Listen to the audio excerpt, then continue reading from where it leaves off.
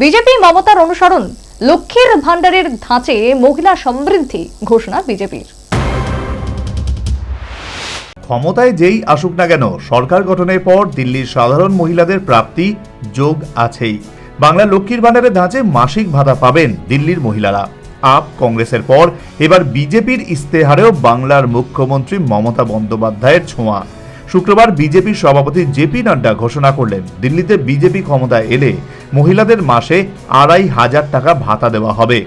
একই সঙ্গে তারা বিনামূল্যে পাবেন এলপিজি সিলিন্ডারও। প্রসঙ্গত 2021 সালে বিধানসভা নির্বাচনী প্রতিশ্রুতিতে লক্ষ্মীর ভান্ডারের ঘোষণা করেছিলেন বাংলার মুখ্যমন্ত্রী মমতা বন্দ্যোপাধ্যায়। মাসিক 500 টাকা দেওয়া হতো প্রত্যেক মহিলার ব্যাংক অ্যাকাউন্টে। তপশিলীদের জন্য সেই অঙ্কটা ছিল 1,000 টাকা। গত বছরে সেই অঙ্ক বাড়িয়ে করা হয় 1,000 টাকা এবং তপশিলীদের জন্য করা হয় 1,200 টাকা। ব্যাস, এতেই কেল্লাফতে। বাংলায় নেই নতুন ভারী এবং মাঝারি শিল্প। যুব সমাজের কাছে চাকরি বলতে শুধুমাত্র চুক্তিভিত্তিক চাকরি ছাড়া আর কিছুই নেই। অথচ একের পর এক স্থানীয় এবং জাতীয় নির্বাচনে বাজিমাত করেছে মমতা এই দান খয়রাতির মাধ্যমে।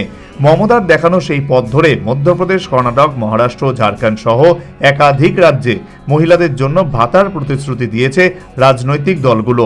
তাতে সাফল্যও মিলেছে। রাজ্যে রাজ্যে কেউ আর শিল্পের কথা, কর্মসংস্থানের কথা বলছে না। একটাই লক্ষ্য, কিভাবে দান খয়রাতির মাধ্যমে ক্ষমতা দখল করা যায়। সাধারণ মানুষ দিব্যি রয়েছেন সেই দান খয়রাতির পথে হেঁটেই গত মাসে দিল্লিতে 18 বছরের ঊর্ধ্বে সমস্ত মহিলাকে মাসে 1,000 টাকা ভাতা দেওয়ার ঘোষণা করে আপ সরকার। এই প্রকল্পের নাম দেওয়া হয়েছে মহিলা সম্মান যোজনা। শুধু তাই নয়, নির্বাচনে আপ জিতলে মহিলাদের মাসিক ভাতা দ্বিগুণ করার প্রতিশ্রুতিও দিয়েছেন কেজরি।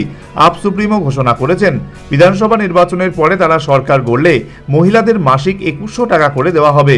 নির্বাচনী লড়াইয়ে মহিলাদের মন পেতে আপকে টক্কর দিয়ে নয়া প্রকল্পের ঘোষণা করে কংগ্রেসও, যেখানে মাসিক 2,500 টাকা ভাতা দেওয়ার প্রতিশ্রুতি ঘোষণা করা হয়।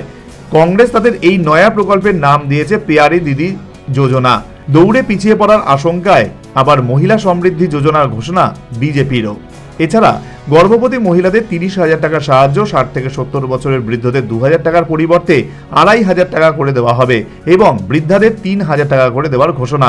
অটল ক্যান্টিনের মাধ্যমে ঝোপড়িবাসীদের জন্য 5 টাকায় দুপুরের খাবারের ব্যবস্থা এবং কেজরিওয়াল সরকার যে প্রকল্প চালু করেছেন, যেমন বিনামূল্যে বিদ্যুৎ, জল এবং মহিলাদের ফ্রি বাস পরিষেবা, তা চালু থাকবে বিজেপির সরকার ক্ষমতায় এলেও। শুক্রবার দিল্লিতে বিজেপির ইস্তেহার পত্র প্রকাশ করেন সভাপতি জেপি নাড্ডা, যেখানে একাধিক প্রকল্পের ঘোষণা করা হয়।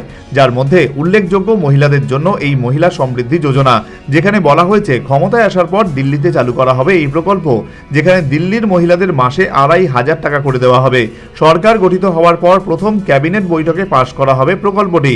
শুধু তাই নয়, গরিব পরিবারকে 500 টাকায় দেওয়া হবে গ্যাস সিলিন্ডার এবং হোলি ও দীপাবলিতে 2টি সিলিন্ডার বিনামূল্যে দেওয়া হবে। National bureau report, news vanguard.